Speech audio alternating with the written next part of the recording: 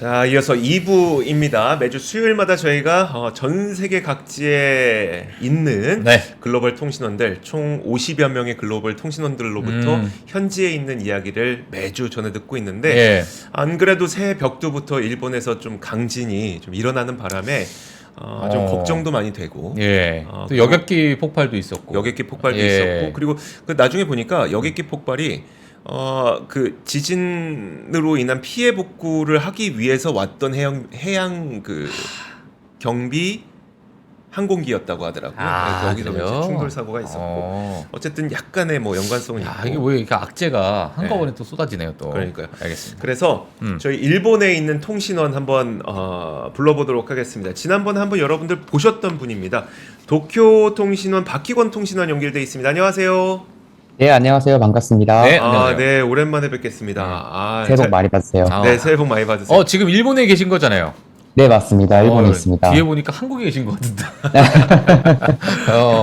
알겠습니다. 지금 그 박희곤 통신원이 계시는 곳이 어디라고 하셨었죠? 네, 원래는 동경에 살고 있는데요. 사실 지금은 동경에 없고, 저기 시가현이라는 곳에 처가댁에 놀러 왔습니다. 여기가 지금 교토랑 나고야 쪽에 사이에 있는 곳이고요. 네. 일본 진원지에서는, 거리상으로 자동차로 4시간 반 정도 되는 지역이라고 보시면 되겠습니다. 알겠습니다. 그러면 진원지에서 그 어. 새해 첫날에도 지금 어디라고 하셨죠? 시가현이라는 시가현. 곳입니다. 네. 새해 첫날에도 시가현에 계셨던 거예요? 네네네. 새해 첫날에 시가현에 있었네요. 혹시 그러면 그때 그 진원을 느끼셨나요? 네, 아주 크게 느꼈고요. 네, 그리고 다행히, 저와 제 주변 분들은 이제 어떠한 피해도 없이 건강하게 잘 지내고 계십니다. 제 명줄이 길다는 건 다시 확인했는데요. 네, 알겠습니다. 정말 4시간 거리, 차로 4시간 거리로 떨어져 있음에도 불구하고 진동이 강하게 느껴질 정도로 강한 강진이었었는데, 자, 일단 그 도쿄에 계셨으니까 도쿄에 대한 것도 한번 여쭤볼게요. 도쿄에서도 지금 진동이 크게 느껴졌다고 하던가요? 제가 지금 지도를 보았을 때, 진원지가 진도 7 정도였고요. 네. 그리고 도쿄에서는 진도 3, 시가현은 진도 4 정도의, 지진이 왔습니다. 그러니까는 뭐라고 하냐, 동경에 3 정도니까 동경에 사시는 분들은, 지진이 왔구나는 걸 느낄 정도로, 강하게 오지 않았나라는 생각이 드네요. 네. 물적 피해, 인적 피해는 아마 없었을 것으로 보입니다. 예. 사실 제가 좀 가장 최근 뉴스를 보니까는 지금 사망자가 한 65명 정도 된다라는 것을 제가 체크를 했는데 네. 그게 이제 다 해안가에 있는 지역에서 좀 사망자가 좀 속출한 건가요? 해안가이긴, 뭐, 크게 보면 해안가이긴 합니다. 이번에 지진이 발생한 곳이 노토반도라는 지역인데요. 예. 말 그대로, 그, 일본 서쪽에 있는 이시카와 현에 있는 조그마한 반도 형태로 되어 있습니다. 그 부분에, 주변에서, 이제 해안가에서 이제 지진이 발생했고, 해안가를 포함한, 그 지역 전반에 이제, 피해가 많이 발생하고 있습니다. 현재 그 오전 8시, 오후 2시에 그 일본 기상청에 나온 자료를 다 확인해 보았을 때는요. 현재까지 사망자 64명, 부상자 323명, 주택 전파 반파 포함해서 182채 이제 기록이 되었고요. 6개, 7개 정도의 마을에서 확인된 바로는 60명 플러스 되는 인원들이 외부 지원을 받지 못해 고립되어 있는 상태입니다. 그럼 뭐 도로라든지 아니면 지진이 발생했을 때 좀 이렇게 피해를 볼 수 있는 뭐가 있을까요? 뭐 전기 인프라라든지 그런 것들은 어떤가요? 지금 인프라를 봤을 때 그 큰 인프라들 있죠. 뭐 간단한 고속도로나 기차 같은 경우에는 거의 당일 바로 운행이 재개가 되긴 했는데요. 이시카와 지역에서 출발하는 그리고 도착하는 모든 비행편은 지금 결항이 되었습니다. 그 지역 비행장들의 그 활주로에 금이 갔다라고 하더라고요. 그리고 노토반도 주변의 일반 도로들도 거의 많이 파괴를 당했어서요. 현재 지금 그 안으로, 실제 피해지 안으로 물자가 전혀 도달하지 못한 상태라고 합니다. 수만호의 전력과 수도 공급도 현재 중단되어 있어서 지금 현재 긴급 급수 및 자가 발전으로 이제 현지 주민들이 피난 생활을 하고 있는 중이라고 합니다. 최소한 수주 정도는 이제 적극적인 공적 지원이 필요할 것 같긴 하고요. 다만 이제 이게 이 지역에서만 이제 문제로 발생한 것 같고 전국적으로는 패닉 상태로까지는 이어지지 않는 듯합니다. 예, 사실 그 일본 하게 되면 그 지진에는 너무 대비가 좀 되어 있다라는, 뭐 여러 가지 건축물이나 네. 그리고 과거부터 역사적으로 뭐 지진이 너무 노출되다 보니까 모르겠어요. 이게 과거 그 발전소 이제 그 쓰나미가 한번 오고 나서 네. 그 노이로제가 조금 있지 않을까라는 생각이 좀 들긴 하는데 지금 현재 뭐 분위기나 이런 부분은 뭐 어떻게 느껴지고 계시나요? 말씀하신 대로 그 동일본 대지진과 그 전에도 이미 한신 아와즈 대지진 등 지진은 일본 분들한테 상당히 큰 언제나 가까이 있는 재해라고 보시면 됩니다. 그리고 그 동일본 대지진이 가장 컸죠. 제가 제 개인적인 사견을 좀 넣자면 네. 동일본 대지진의 이 큰 임팩트는 한국인들이 갖고 있는 세우노 사건의 크기랑 상당히 비슷하다. 이렇게 저는 생각을 하고 있습니다. 상당히 많은 분들이 그거를 기반으로 이제 앞으로 뭘 해야 될지 이런 것들 결정하는 이것저것 재해 대책을 세우던지 아니면 뭐 이런 때 어떤 식으로 행동을 해야 될지라는 것을 이제 파악하고 있고요. 말씀해 주신 대로 이번에 비교적 그 빠르게 복구가 이루어지고 있다라고는 합니다. 뭐 미비한 부분은 많습니다. 말 그대로 지방 간선도로가 도로가 대부분 파괴되어 있어서 그 구조대가 들어가기 힘들다라든지 그리고 애초에 그 마을들이 그렇게 큰 마을이 아니거든요. 인구수로 봤을 때 한국으로 치면 한 청송군쯤 되는 시가 여러 개 모여져 있는 곳이라 뭐 애초에 그 마을들의 강력한 행정력을 가지고 있지도 못하고요. 그래서 그 부분에서는 피해 집계나 행동이 조금 어렵기는 하지만요. 그래도 꽤나 빠른 중앙정부의 대처 그리고 미디어의 대처가 이번에는 그래도 잘 되어 있지 않나라고 일본 내에서는 평가되고 있는 듯합니다. 근데 그 지금 일본은 연휴 기간이시죠? 네, 맞습니다. 언제까지 연휴죠? 저희가 내일까지 통상적으로 다 쉬고요. 그래요? 이제 내일 모레부터 보통 복귀를 합니다. 그러니까 그 우리나라가 1월 1일 하루 쉬는 것과 달리 일본은 이제 새해에 이제 꽤 오랜 기간을 연휴를 보낸다고 그래요? 이야기를 예. 들어서 네. 그래서 원래는 그 1월 1일에 처음 지진이 발생했을 때도 그 공공기관들이 다 연휴를 보내고 있던 탓에 약간 뭐 대응이 늦었다는 이야기가 있는데 실제로는 네네. 그렇지 않나 보네요. 제가 조사한 바에 의하면 대응이 늦었다라는 거는 이렇게 많이 발견되지는 않았습니다. 뭐, 말씀하신 대로, 네, 엄청난 가장 큰 휴일이기도 하고요. 그리고 대부분 또 이때 유급휴가를 이제 소비를 다 쓰거든요. 그래서, 쉬는 분이 좀 많긴 합니다만, 뭐라고 해야 될까요? 다행히 일본 정부가 그간 만들어 놓은 시스템들이 꽤나 잘 작동을 한 것 같고요.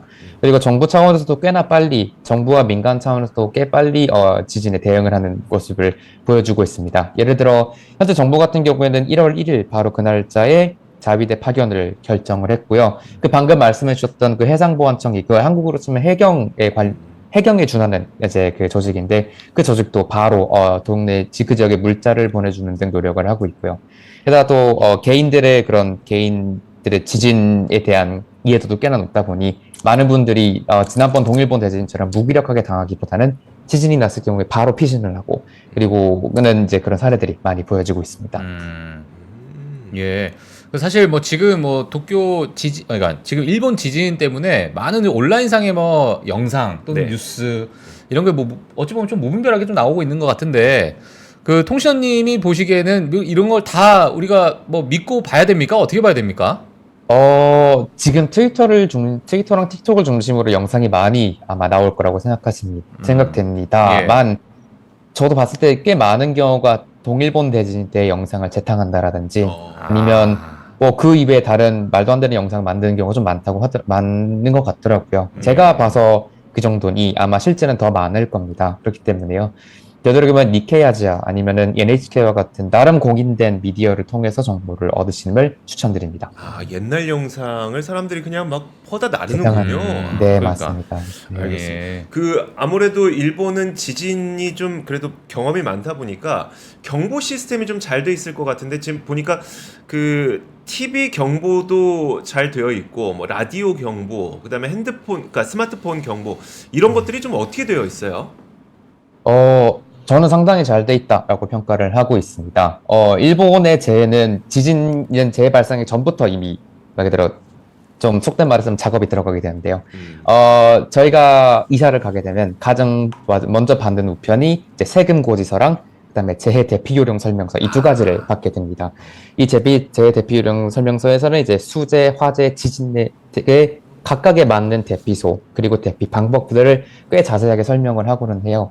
지진과 화재의 경우에는 높은 건물이면 공터로 대피하게 이제 유도를 하고요. 그래서 예를 들어서 보통 이제 동네 학교들 이제 주 집결지가 되고요. 제가 수재의 경우에 홍수나 뭐 해일 같은 수재의 경우에는 최대한 높은 곳에 올라가거나 침수 지역을 표시해 놓고 뭐 사전에 그 며칠 전에 움직일 것을 권고하고 있습니다. 제가 예전에 살았던 곳 꽤 저지대였는데요. 거기서도 3일 홍수 3일 전에는 도망치라고 설명은 해둬놓고요.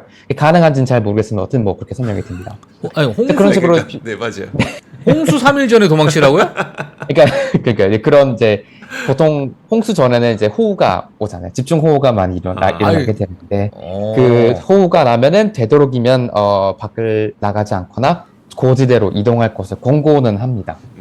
아니 근데 그러니까 뭐 눈 오기 3일 전에 도망치세요. 눈 언제 올 줄 알고 내가. 예, 그렇죠. 눈 3일 뒤에 오나? 뭐 이거 그래서 뭐 그렇게 이제 사전 준비를 하고요. 예. 그 다음에 실제 재해가 발생할 경우에는 이제 모든 사람이 접할 수 있는 모든 미디어에서 경고가 옵니다. TV, 라디오, 신문은 물론이고 동네 앱이나 그리고 동네 사이렌 같은 게 있거든요.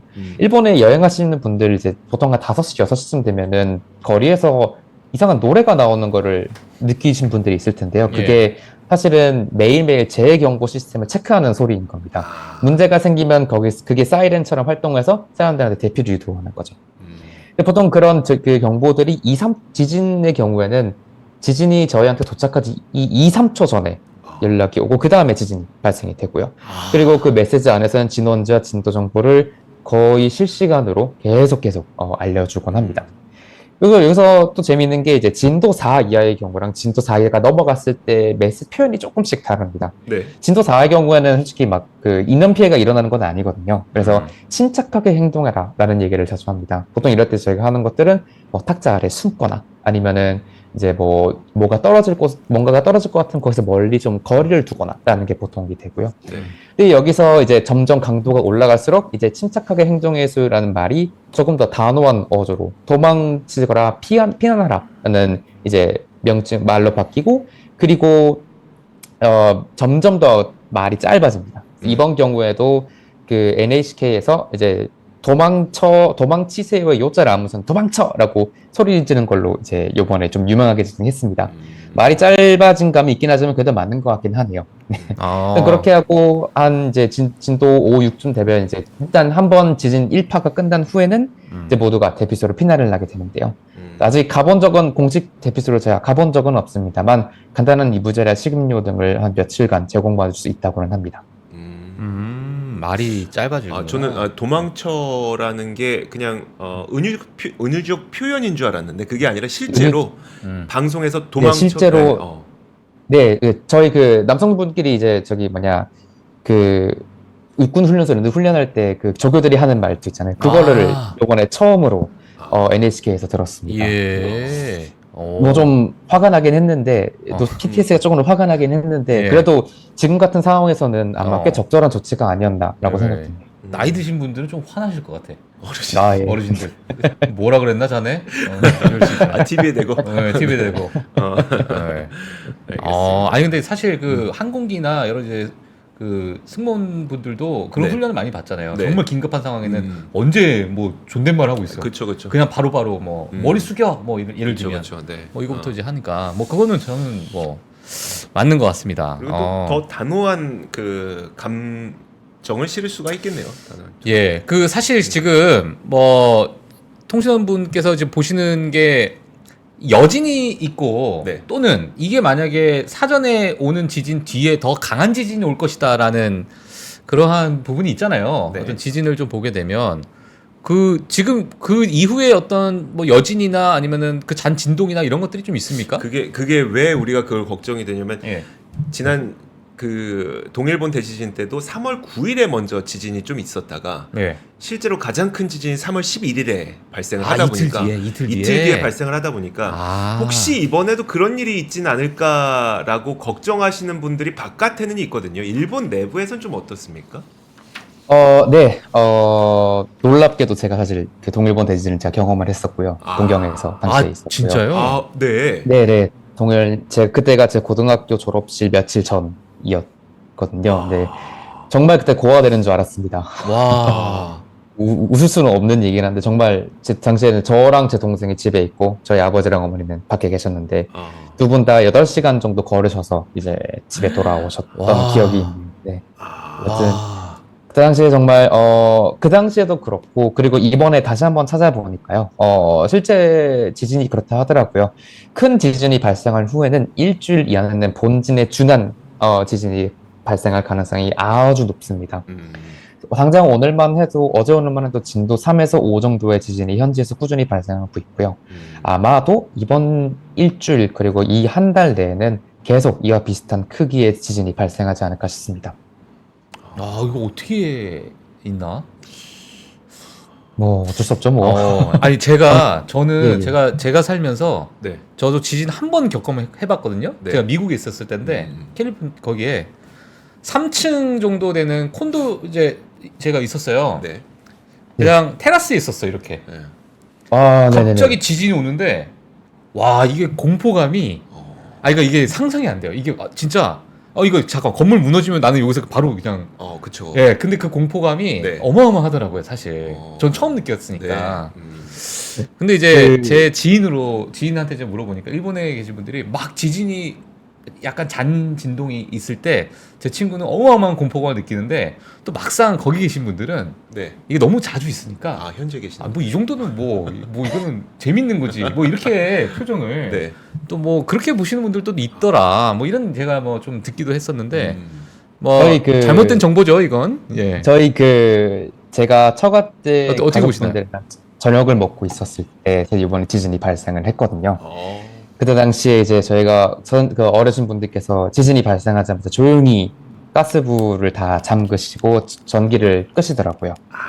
전기를 끄시고 나서 조용히 스키야키 계속 드시더라고요. 그래서 보시면은 뭐 다들 그래도 진도 3, 4 정도는 그래도 꽤 익숙하게 지내시는 것 같습니다. 다만 확실히 5가 넘어가면 건물에서 나는 소리가 달라지거든요.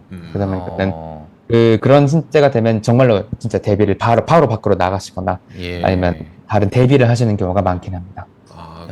근데 이제 어르신분들이 굉장히 준비가 되어 있으신 거네요. 그러니까요. 일단 가스불부터 끄고 이게 화재로 그렇죠. 이어질 수 있으니까 그리고 예. 전기도 빨리 꺼서 화재로 이어지지 않도록 하고 맞습니다. 이런 것들이 준비가 잘 되어 있군요. 예. 참 혹시 일본에 계시다 보면 이제 한인 사회에 계시는 분들하고 같이 연락을 좀 하시나요?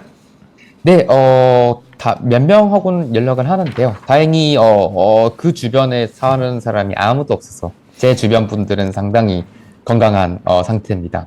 그리고 한인 사회 자체도 큰 피해를 받고 있지는 않아 보입니다. 제가 계속 외교부 자료를 보고 있는데 다행히도 외교부에서도 이 주변에 피해가 발생하신 분들이 있다라고 공식적으로 확인은 안 하고 발표는 안 나온 것 같아요. 뭐 애초에 엄청 사람이 많은 곳도 아니고 한인 사회가 엄청 큰 지역도 아니라 뭐 어떻게 보면 당연한 결과이지 않을까 싶긴 합니다. 예. 다만 혹시나 이 영상을 보고 계시는 분들 중에 노토반도 지역 혹은 이시카와 니이가타 그리고 후쿠이 지역을 여행하시는 분들이 계시면요, 최대한 진원지가 떨어진 곳에서 이제 떨어지시길 바라고, 그리고 니이가타 총영사관에 연락해 주시면 감사하겠습니다. 전화번호는 025-255-5555이니까요. 이 부분으로 혹시 문제가 생길 거는 바로 연락해 주시길 바랍니다. 네. 025-255-5555입니다. 네. 일본 여행 가서도 3프로 TV를 좀 봐야 되겠네요. 예, 이건 약간 이거 마지막 멘트인데 네. 사실. 뭐요? 마지막에 마지막에 다시 한번 알려드리면 예, 마지막에 아직 네, 물론이죠. 질문이 여러 가지가 중요하니까요. 있습니다. 예. 지금 뭐가 또 있냐면 원래 우리가 지진이 일어나는 곳은 보통 대륙판과 대륙판이 맞닿는 부분이 지진이 많이 일어난다고 그렇죠. 알고 있어요. 우리 뭐 지구과학 시간에도 배웠었고. 예. 그러다 보니까 사실 동일본 대지진도 어떻게 보면은 대륙판과 대륙판이 만나는 일본의 동쪽 해안에서 이런 일들이 발생을 했다면 사실 이번 지진은 진원지가 대륙판이 만나는 곳이 아닌 일본의 서쪽이었었단 말이에요. 우리나라 동쪽이 있는데. 그래서 이번 지진은 과거 지진과 좀 다르다는 이야기가 있는데 어떤 겁니까 이게? 이 부분 아직 조사 중이라고는 결과가 나오고 있습니다. 상당히 많은 가설이 오가고 있는데요. 뭐 거기에 사실 지각판이 3개가 있어서 거기가 합치는 거네라는 이론과, 그리고 그거 이외에도 뭐 애초에 원래 뭐 거기 지진이 많았네 이런 식으로 막 정말 다양한 가설들이 오가고 있는 가운데, 온라인상에서 현재 지지를 받는 내용은 이제 지하수 유입이라는 게 큰, 좀 지지를 받고 있다고는 합니다. 물론 이게 확실하진 않습니다. 아직 조금 더 많은 조사 결과가 필요할 것 같아요. 이 지역은 사실 요 10년간 크고 작은 단층 지진들이 일어났다고 합니다. 가장 대표적인 지진이죠. 그 지각이 2개가 있으면 하나가 내려가면서 튕기면서 지진이 일어나는 거죠. 네. 이 주변에서 꽤 10수년간 계속 일어났다고 해요. 근데 다만 이 주변의 특이한 점은 이렇게 내려가는 와중에 지하수가 이 지각과 지각 사이에 유입이 되었고, 그게 그 지각과 지각 사이의 운동을 윤활유처럼 작용을 하면서 그 이번 지진의 규모를 키웠다라는 내용이 현재 온라인상에서는 가장 지지를 받고 있고요. 네, 사실 저도 무슨 말인지는 잘 모르겠습니다. 아직은 제대로 된 제대로 된 결과가 나왔고 며칠 더 있어야 될 것 같으니까 있어야 될 것 같긴 하니 뭐 섣부르게 판단하지 마시고요. 조금 더 있다가 정식 결과를 지켜보시는 게 좋겠습니다. 알겠습니다. 사실 뭐 그 저희 박희곤님이 지질학과라든지 아니면 그 관련된 전문가분은 아니시라서 현지에서 어떤 이야기를 하고 있는지가 궁금해서 여쭤본 거니까요. 예. 정론이 무엇인지는 어쨌든 기다려봐야 되겠습니다만 일단 일본 현지에서 많은 좀 이렇게 추정으로는 예. 이 가능성이 높은 가설로는 그런 이야기가 오고 가고 예. 있다. 네. 지금 그 지진이 일어난 지역에 추가 사망자가 나올 수 있는 가능성이 있는 거잖아요. 네, 맞습니다. 그게 그러니까 아직 완전히 무너진 집들 같은 경우에는 다 아직 수습 자체가 안 되어 있는 상태인가요? 네, 지방 도로들이 많이 파손돼서요. 일본 전국에서 현재 사람이 모이고 있다고는 합니다만, 실제 피해지까지 접근하기가 꽤 어렵다는 얘기를 나오고 있습니다. 심지어 그 이시카와 현 지사도 동경에는 자기 집에 갔다가 겨우겨우 헬리콥터 타고 겨우겨우 현장에 갔을 정도니까요. 게다가 문제는 지금 재난이 발생한 지 48시간이 넘었고, 48시간이 넘었다는 건 현재 대부분의 조난자의 생존 확률이 50% 이하로 급히 떨어졌다라는 내용이기도 합니다. 네. 이제 현재는 64명, 지금까지는 64명 정도의 사망자, 그리고 230명의 부상자가 나왔긴 했습니다만 아마 더 많이 늘어나지 않을까 이렇게 생각은 되네요. 참 지진이라는 게 참 알겠습니다. 그리고 이제 지금 언론에서 또 많은 이쪽 부분에 대해서 이제 많이 좀 언급이 되고 있는데 네. 사실 이 진원지가 좀 노후된 원전 밀집 지역이다. 이러다 보니까 원전 피해 상황도 같이 이제 또 대서특필하고 있어요. 네. 근데 과거에 이런 쓰나미 때문에 많은 또 피해를 입었기 때문에 이번에도 또 원전 피해 상황에 대해서 이거 어떻게 해결하고 있나라는 것이 좀 관심을 가지고 있는 상황인데 이 부분은 지금 어떻게 좀 해결되고 있나요? 답변부터 말씀드리자면 정말 안전한 상태로 관리되고 있다고 합니다. 예. 그 진원지에 가장 가까운 원자력 발전소가 시카 원자력 발전소라는 곳이라고 해요. 네. 진원지에서 멀리 떨어지지 않은 곳이고요. 그리고 이시카와현의 유일한 원자력 발전소며 발전기가 1993년 그리고 2006년에 만들어진 발전기 2대가 이제 존재하긴 합니다. 다행히 그 지진이 일어나자마자 가동이 자동적으로 중단이 됐고, 저번 동일본 대지진처럼 그 냉각수가 부족해서 용심이 노출되는 상황도 발생하지 않았다고 합니다. 그리고 주변에 있는 니이가타 후쿠이에도 이제 후쿠이현 니이가타현에도 꽤나 많은 원자력 발전소들이 있는데요. 이쪽들도 다 정상적으로 가동을 멈추고 향후에 그런 원자력 노출에 대한 문제는 없을 것 같습니다. 알겠습니다. 아까 저희랑 같이 이야기를 하는 와중에 카메라가 굉장히 좀 흔들렸던 때가 있었거든요. 혹시 지금도 여진이 좀 시시각각 느껴지시는 건가요? 방금 제가 카메라를 좀 조정을 했고요. 조정을 했고, 제가 마지막으로 본 게 오전이래. 한 8시, 9시 즈음에 진도 3 정도가 그 진원지에서 발생이 된 것 같아요. 네. 네. 방금 말씀드렸듯이 일주일 내내 아마 그 지역에서 지진은 발생을 할 겁니다. 네. 네. 어쩌겠네요. 알겠습니다. 거기 계시는 분들이 안전하기만을 바랄 뿐입니다. 아이고 그러네요. 그 지금 이제 일본에서 좀 정부 차원에서 어떻게 대응하고 있는지도 한번 말씀을 해주시면 좋을 것 같아요. 일본에서 어떻게 대응하고 있는지. 저희는 사실 뭐 밖에서 바라보다 보니까 그냥 뉴스로밖에 볼 수가 없거든요. 그렇죠, 그렇죠. 방금 말씀드렸듯이 지진은 일본인의 삶에서 빠질 수 없는 존재 중 하나고요. 그리고 가장 최근에 있던 동일본 대지진은 일본의 그런 재해 시스템에 대한 그 효율성을 그 개념을 완전하게 바꿔버렸다라는 식으로 평가를 받습니다. 예를 들어 넷플릭스에 보면 더 데이즈라는 그 드라마가 있거든요. 나중에 시간 되면 한번 보세요. 거기에 그 대중을 대신에 모든 것이 나와 있고 그게 지금 현재 많이 개선되어 있는 상태이긴 합니다.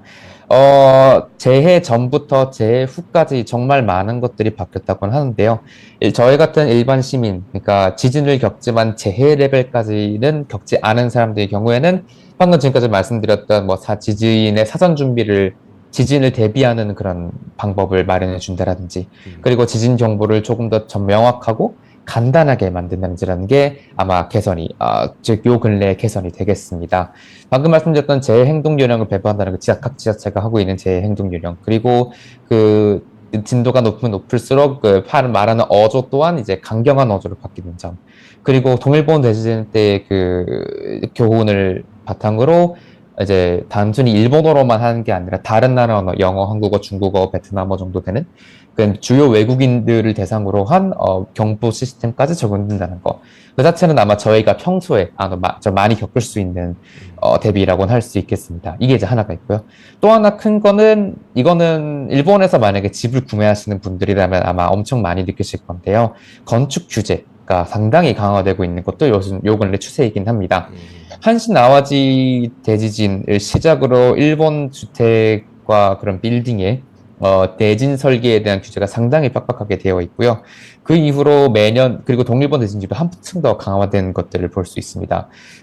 오죽 강화됐으면요, 일본 집들은 온돌이랑 이중창이 없다고 하는데 그 이유가 워낙 규제가 빡세서 그것들을 하려면 돈이 더 추가로 들어가는 거예요. 그러다 보니까는 그 규제 때문에 이중창과 온도를 깔지 않고 생활을 한다라는 말일지 정도로 상당히 규제가 강력하긴 합니다. 물론 요새는 거기까지 싸게 처리할 수 있는 게 생겼나 봐요. 여튼간, 그래서 현재 지금 지어지는 집들은 이제 혈수계상으로 진도 7까지 견딜 수 있고요. 제가 동경에서 있었을 때 겪었던 동일본 대지진도, 네, 대부분의 집의 경우, 만약 그 규제가 좀 더 확립된 이후에 설립되었기 때문에, 그 당시에 제가 겪었던 진도 6 후반, 초반에서도 건물이 무너지지 않고 견딜 수가 있었습니다.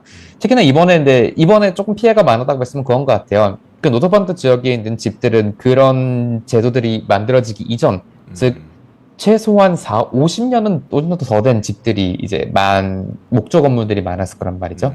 그러다 보니까 이번에는 그것 때문에 피해가 조금 많아지지 않았나 싶긴 합니다. 하지만 네, 그거야 어쩔 수 없는 부분이고요. 하여튼 저희가 느껴질 수 있는 그런 지진이 발생하기 이전에 그리고 지진이 발생했을 때의 그 제도 그리고 지진이 발생할 후에 어떤 식으로 그 사회를 다시 복구해 나갈 것이냐에 대한 질문들 그리고 애초에 지진이 났을 때 건물이 무너지지 않기 위해서는 어떻게 해야 될 것이냐라는 질문들이 현재 일본 내에서 가장 많이 활용되는 연구되어지고 있는 테마가 아닐까 싶습니다. 알겠습니다. 아무래도 그 동일본 대지진을 직접 겪어보셨으니까 그때와 지금의 사실 저희가 이런 질문을 드리는 이유는 그럼 우리가 그때에 비해서 지금 좀 안전하다고 생각해도 되나? 그러니까 안전이라는 표현이 좀 안 맞을 수도 있는데 그때보다 낫다고 생각해도 되나? 이게 궁금한 거거든요. 그때와 지금을 비교해 보면 가장 큰 차이는 어떤 게 있을까요? 글쎄요. 가장 큰 거는 애초에 지진 자체가 그때 당시보다는 작았다라는 것도 있을 것 같습니다. 당시에는 진원지가 거의 한 9 정도 갔었거든요. 이번에는 진원지가 8, 그리고 이시카 지역이 7 정도였으니까 그래도 조금 나았다는 거. 그리고 해일이 많이 발생하지 않았다는 것도 상당히 큰 것 같긴 합니다. 당시 동일본 대지진 경우에는 추정 5m, 최대 40m까지 해일이 왔었는데요. 이번 같은 경우는 해일이 한 1.2m, 많아봤자 3m 넘지 않는 정도의 크기로 발생이 되었었거든요. 그리고 동일본 대지진 이후로 해일에 대한 대비는 꽤나 잘 되어 있는 걸로 알고 있고요. 게다가 또 이번 지진의 경우에는 좀 시골이긴 합니다. 물론 후쿠시마도 상당히 시골이긴 합니다만 원자력 발전소가 해일에 그 대비를 전혀 하지 못한 채로 무방비로 그 직격탄을 받았고, 그리고 그 지역 자체가 그 동북 지역 대부분 그리고 수도권 일부에도 전기와 농산물, 공산품들을 제공하는 공장 지대였기에 더 임팩트가 컸을 수도 있을 텐데요. 이번 지역의 경우에는 정말 청송군 즈음에 화재가 발생한 거라 국가적 크기로 봤을 때는 당시와 비교해 봤을 때는 안전하지 않나 싶습니다. 물론 그 안에는 그간에 동일본 대지진이 10년이 지났죠. 이 10년간 발생했던 진행되었던 일본 국내에서의 지진에 대한 대비책들, 그리고 뭐 조금 의외성이라고 하자면 이제 워낙 다들 집에 내려가다 보니까 이제 각 지역에 젊으신 분들이 많다는 거죠. 그분들이 이제 자기 아들, 딸과 할머니를 들쳐매고 피난을 시켰다라는 식으로 많을 정도로 상당히 빨리 귀성객들과 행정력에 의한 빠른 대처가 이루어졌습니다. 그래서 당시에 비교해 봤을 때는 이번 건은 국지적인 피해 정도로 머무를 것 같고요. 그 당시에 비교해 봤을 때 그리고 조금 더 안전하진 않을까. 저희 한국인의 시선에서 봤을 때는 조금 더 안전하지 않을까라고 생각이 듭니다. 네, 알겠습니다. 뭐 거의 이제 마무리 짓는 차원에서 그 일본 현지 언론들이 지금 이번 지진에 대해서 어떤 점을 가장 주로 다루고 있는지를 좀 말씀해 주세요. 네, 가장 대형 언론과 개인 언론으로 나눠서 얘기를 해볼게요. 대형 언론은 말 그대로 진짜 그냥 일반 뉴스 같은 거죠. 언론 같은 거죠. 가장 큰 거는 하네다 공항에서 일어난 그 비행기 충돌 사건입니다. 네. 도대체 왜 일어났는지 아직 알 수가 없는 상황이긴 하지만 왠진 모르겠지만 일본 항공의 비행기와 그리고 착륙하려 던 일본 항공의 비행기와 일본의 해상보안청, 한국의 해경의 비행기가 어떠한 무슨 이유인지 모르겠지만 충돌한 사건, 이게 좀 상당히 큰 문제가 되고 있고요. 그리고 개인 언론에 관해서는 이제 말 그대로 왜 이번엔 피해가 적었냐라는 내용, 그리고 지금 모금액이 이틀 만에 8억엔 가까이 모였다는 그거에 대한 그런 내용도 상당히 들어가 있고, 그리고 재발생 시 저희와 같은 제3자가 어떻게 현지에 도움을 줄 건지에 대한 뭐 매너라, 이 동네의 매너라고 해야 되나요? 그것도 상당히 재밌게 얘기가 되고 있습니다. 혹시 주변에 계신 분들도 이거는 한번 생각했으면 재밌어요. 만약에 국가 재난이 발생했을 경우에는 섣불리 메시지를 보내지 마시고, 섣불리 물자를 보내지 마시고, 섣불리 장소에까지 말해달라라는 게 이제 이 주 골자 내용입니다. 메시지를 보내지 않는 이유는 되게 단순합니다. 이게 메시지가 갑자기 많이 보내지면 계속 전파가 완전 꽉 차버리거든요. 그래서 좀 더 정확하고 위험한 정보들을 빨리 전달하기 위해서 우리 같은 사람들은 일단 연락을 하지 말기, 첫 번째고, 둘째는 물자를 보낸다고 하더라도 보낼 방법도 없을 뿐더러 쓸데없는 물자가 보내지는 것들이 많으니 그 물자도 애재간하면 보내지 말 것. 이게 두 번째고, 세 번째는 괜히 도와주겠다고 그 장소에 직접 가지 마시고 주변에 있는 그런 자원봉사 단체나 혹은 모금 단체에 그쪽에 좀 도움을 주는 방법을 모색해라. 뭐 이런 세 가지가 일본 내에서는 현재 큰 테마가 되고 있습니다. 알겠습니다. 마지막으로 그러면 우리 혹시라도 일본에 계시는데 그 진원지와 멀리 떨어져 있지 않은 분들이 어디에다 전화해야 된다고요? 네, 니이가타 총영사관에 연락을 해주시면 되고요. 025-255-5555입니다. 025-255-5555입니다. 네. 최대한 진원지가 멀어지시고요. 되도록이면 멀어진 곳에 피난하시고, 정 안 되실 경우는 니가타 총영사관에 연락하시면 아마 도움을 받을 수 있을 겁니다. 네, 자, 일본에서 어쨌든 지금 이야기를 들어보니까 과거와 같이 큰 피해가 나고 있지 않다는 점이 참 다행이기도 하고, 물론 여진이 또 다시 발생할 가능성이 일주일 내에 있다고 하니까 안심할 수는 없겠습니다만 현재까지 수준에서는 그나마 좀 대처도 잘 되고 있다고 하니까 좀 마음이 놓이긴 합니다. 왜요? 아니, 깔로스님께서 이어폰이 없어서 둘이서 같이 끼고 있냐고.